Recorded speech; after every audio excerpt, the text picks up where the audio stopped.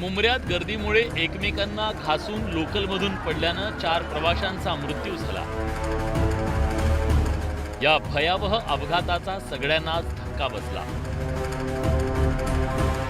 हे प्रकार पुन्हा घडू नये यासाठी गर्दी कमी करण्यासाठी वेगवेगळे उपाय सुचवले जात आहेत।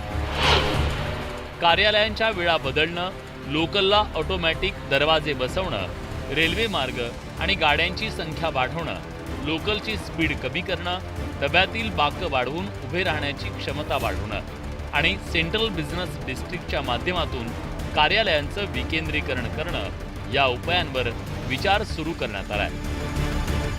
मात्र यातील काही उपाय धोक्याचेही ठरू शकतात।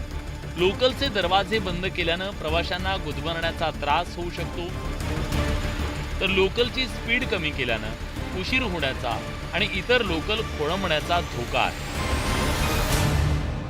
एसीला जे दरवाजे लावले टोटल एसी असतं, या साध्या ट्रेनला दरवाजा लावून लोक गुदमरून मरून जाते, कारण इथं उभं राहायला श्वास घ्यायला त्रास नाही।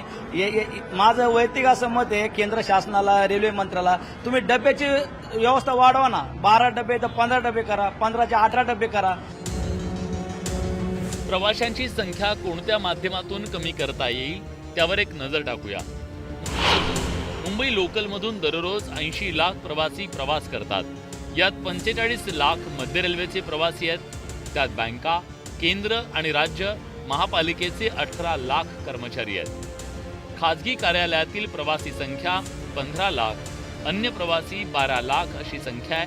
खाजगी आस्थापनांच्या वेळेत बदल केल्यास 15 लाख प्रवासी विभागले जाऊ शकतात।